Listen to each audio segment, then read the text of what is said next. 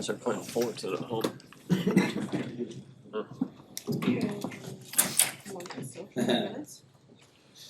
A little more on time today. Coach Osborne was out there, so I was talking to Coach at the end of practice. I asked him if he wanted to come do this press conference. And he said he'd let me do it. What do you guys got for me? Actually, I start with one thing. I just want to say congratulations to David Braun at Northwestern. I'm really excited for him. I think he's an excellent coach, and I think he's done a great job this year. So I just want to make sure I say congratulations to him. Yeah, Heinrich's going to practice tomorrow. He's obviously been out there on a limited basis. Chubb and Jeff have gotten most of the reps. But I know he definitely wants to play. He's pushing to come back and play. And so, we'll see how he does tomorrow and get him to the game, warm him up. He'll definitely be available in some capacity, but whether he starts or not, I think it'll just depends on how he feels at game day.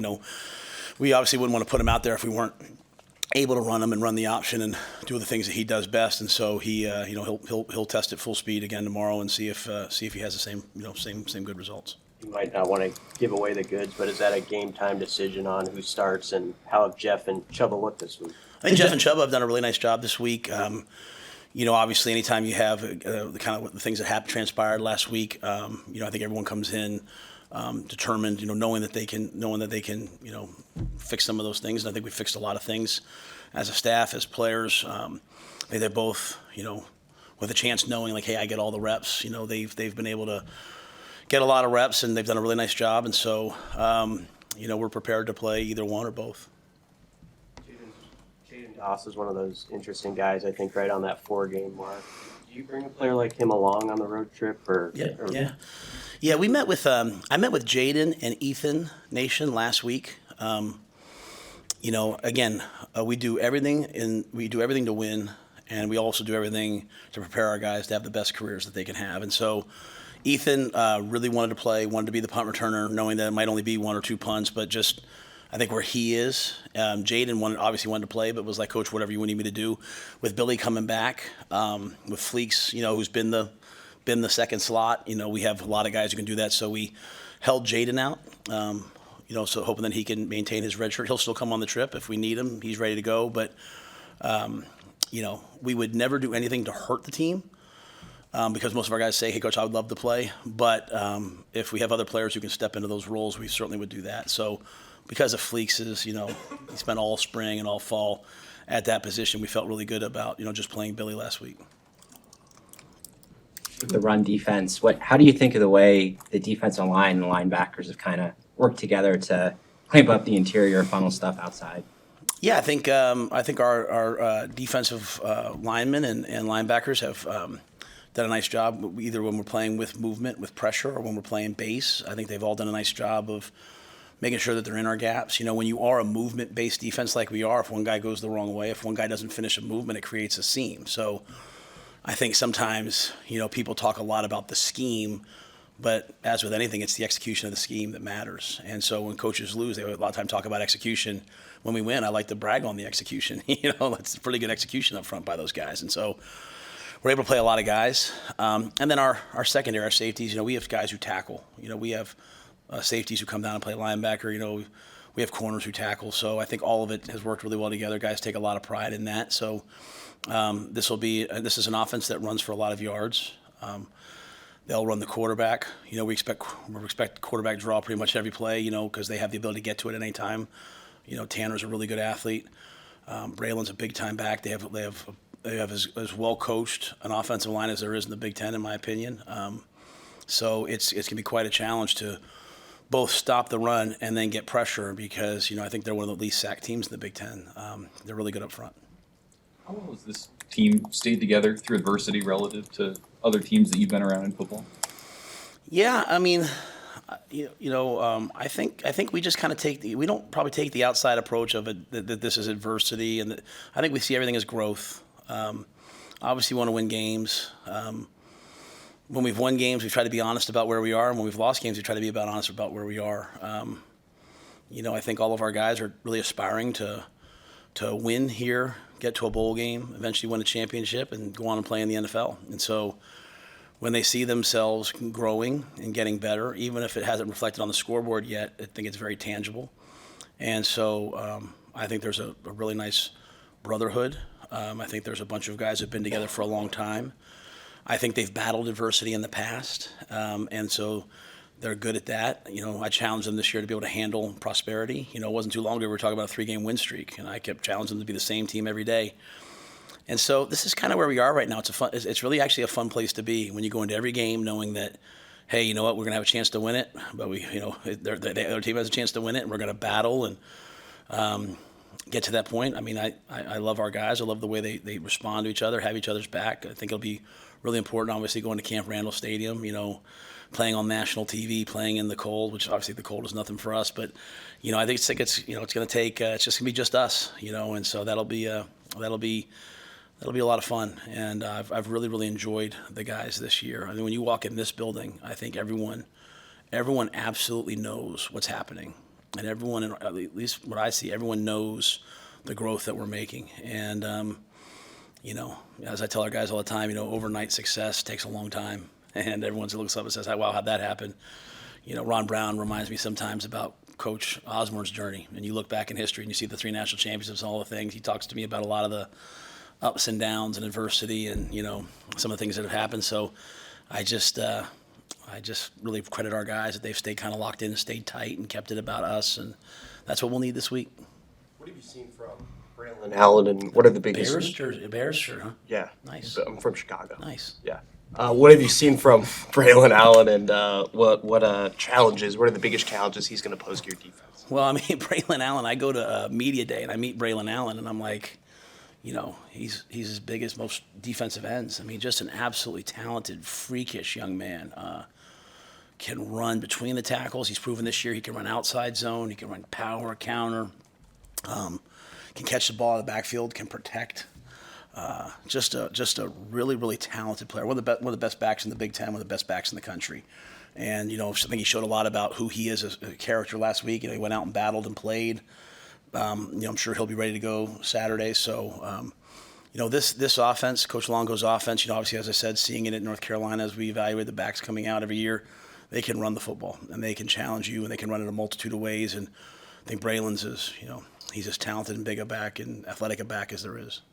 It was a year ago about when Tristan hit some kicks everybody in the state saw in high school, and he was kind of a name that was out there. How have you seen him just handle the early struggles and get to where he's at now, going to that stretch run here?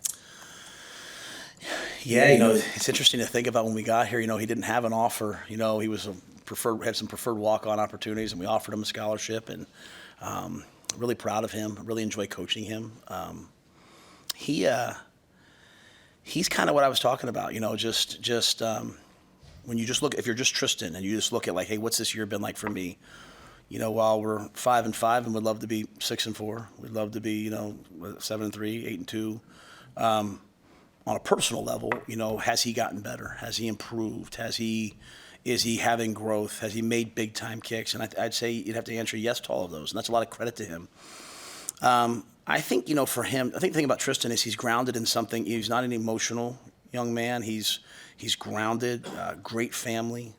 I think it's one of the benefits of when you're a local player and you come to the University of Nebraska and you have your family at the games. You have a chance to go home when you have a tough game, and he's just kind of persisted through everything. And some of those games that we've won because of him, because of his foot. So, I when I saw him make that kick in the state championship game after the fact, obviously, it made perfect sense to me that you would offer him a scholarship and get him here. And I look forward to seeing him make those kicks for us. And it could be this Saturday. He's come a long way. And again, I just credit his mindset and really his family because he's just very grounded, and that allows him to get better. I know every game's on TV these days, but is there something special? But you guys finished NBC primetime, the CBS game at 11 a.m. Is that kind of nice, that spotlight that falls on the guys? Absolutely. The lifeblood of our program is both player development for the guys we have and recruiting. And I want recruits all across the country to watch our defense and say, man, I want to go play in that. I want recruits to watch our offense and watch us play well this week and say, man, I want to be a part of that. If we struggle in any one area, I want a guy to say, hey, I can come there and I can help in that. But most importantly, I want them to see that end that iconic, white helmet with the red end that I grew up, watching as a kid in New York City. I want people all across the country to have a chance to see it, and I think Todd Blackledge and that crew do as good a job as anyone. It's prime time, and as I said to you guys just a couple weeks ago, we expect moving forward that every game that we play in the month of November and then December to be really important games with consequences, games where winning and losing means something. We have to become very comfortable with that. We have to almost become inoculated to that pressure. And so to go on the road and play on national TV and know that we're playing a really good team on, at their place, at the start of the fourth quarter, they're going to play jump around, and, it's college football. And there's some things on the line for us. I think it's really, really important for the growth of our team, and I hope we go out and we knock it out and play really well.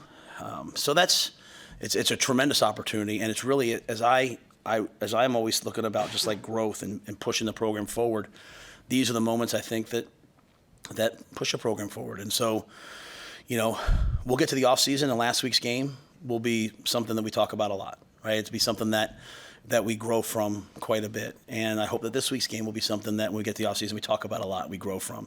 And that to me is how these young players become champions someday. This is playing at Nebraska. You play on prime time and you play in big games. Matt, long snappers typically do not get much recognition. What does Marco mean to this team, and how valuable has he been? Yeah, I think when I was at the Carolina Panthers, we had a long snapper named J.J. Jansen, one of the great I think he's in like year 16. And I remember talking to, I don't know if it was Marty Hearn. I had two GMs. I was there. One of the GMs, they said to me, just think about this. Do you ever think about the snap? I said, man, I never think about the snap. And he's like, that's the sign of a great long snapper. I never think about Marco. Like, I was telling Coach Osborne out there, like he warned me about the wind. And every week it's like, in one way you're going into the wind, one this way, 1 week it's swirling. And Marco, as a guy from Florida coming here, has just been great all season long. Real professional, great guy on the team, has a real good future ahead of him, both in football and after football. He'll have a great future. And, we're one of the few teams that actually snaps and has our snapper protect. A lot of guys just snap and he runs down the field. And we do that to be a little more secure and also to help those guys as they get ready for the next level.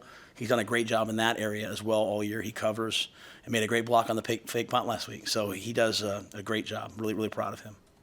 Some of the players talked about how you would put the recent success or track record with Nebraska versus Wisconsin. I did not do that. You didn't? No, I did not do that. That might have been a strength coach. Might have been an assistant coach. That might have been a player. You guys know me. That's not that has nothing to do with me. I don't play for trophies. I don't care what happened in 2013, 14, 15. I asked the guys how old they were in 2012. They were like, I was 12. I'm like, so does that have anything to do with us? So yeah, I heard that, and I get blamed for everything. They all think I do everything. I don't even go in their locker room. I didn't put anything up. But again, I think it's pretty cool. I think it's probably one of the players, to be honest with you. I mean, you better ask Ty Robinson or Giff or one of those guys, or maybe it was Corey in the weight room. But yeah, that would never come from me. I mean, did you? I didn't mean to interrupt your question. You ask why you would do that. Yeah. No, I didn't do it. Yeah, I mean, I heard that and I was like, I didn't do that. I had no idea that was being done. But again, I don't micromanage the locker room. If they want to put that up, put it up. If someone wants to put it up, put it up. My thing is just very simply all the time, did winning a game or losing a game affect the next game? It really doesn't. So let's go play well, after the game this week, you guys are going to be talking to me about, the execution. Either, hey, we didn't turn the ball over. This happened. You'll be talking to me about the game. So I'm always like focused on the game. But you know what? These guys, they, as I told them, they know how to do it. They went to Illinois, played a great night game on national TV, and they won the game. They went to Iowa last year on senior day and beat Iowa. These guys know what to do. And if that in some way locked them in a little bit more this week, to each their own. The quarterback run game's been really successful, on the offensive side. Is there a thought, though, maybe dialing it back just a little bit because of the injuries suffered by Jeff and Heinrich and Chubba being a little bit banged up? Yeah, the unique thing on that is if you go back and watch Jeff's play, he got hurt on a pass. If you go back and watch Heinrich's play, he got hurt on a pass. So, I think most quarterbacks really get hurt on pass plays, So, for us, with where we are right now, we've kind of said, as we've built this thing this year, like what do our guys do well, and we're going to run the football, and we're going to run the quarterback, and it's going to be part of what we do and part of the option game, and it's going to maybe open up some explosives, and we're going to have a chance to win every game in the fourth quarter. And even the games we've lost, we've had a chance down the stretch, and so I certainly never want our quarterbacks to get hurt at all. But Wisconsin's played 2 quarterbacks this year, and they don't run the quarterback. Our quarterbacks have gotten hurt on pass plays, scrambling around. I think we always look at every little thing. And if we have a guy who's banged up, we don't run him quite as much. Heinrich's been banged up a little bit the last couple of games, and so we haven't run him quite as much in those games. We've had to throw it a little bit more. But that does rob us of some of our efficiency, because the unique thing about us and what we do is, we getting the ball out. And so, it's a really good question. It's one of those things as a head coach you think about all the time. I've had some people ask me that, and I just think sometimes when I say it like that, is I just don't ever want to. I can't acquiesce to like a easy narrative of like, well, the quarterbacks are banged up because they run them. Well, they got hurt throwing it, And most times when I've had a quarterback get hurt, it's usually him scrambling around, and you're not really quite as ready. And Jeff was obviously on a naked type play, so it's never an easy answer. But with where we are right now, to move the ball against Wisconsin, we're going to have to run the quarterback. Obviously, Chuba's a different type of a player than Jeff. Jeff's a different type of player than Chuba. Both those guys are a little different than Heinrich, so we sometimes try to feature each one. I think our main focus is on protecting the football, though. I think if we do that, we'll have a chance to win the game, and that's come both in the run game and the pass game. So we're just still working on that and trying to improve that. What's the situation with your quarterbacks? Do you bring along extra quarterbacks just in case? Yeah, we'll bring those 3, and we're bringing Luke Longville, who we brought to Minnesota. We'd love to bring our 4th quarterback all the time, either to signal and help, or to be ready to play in an emergency role. But sometimes we can't bring him in some games. But we're banged up at some other spots too, so we have some room. So Luke does a great job for us. So Luke will come along. And but we have 3 quarterbacks we know will be healthy for the game, and expect one of those 3 to be out there at all times. All right, thanks guys. Good to see you. More.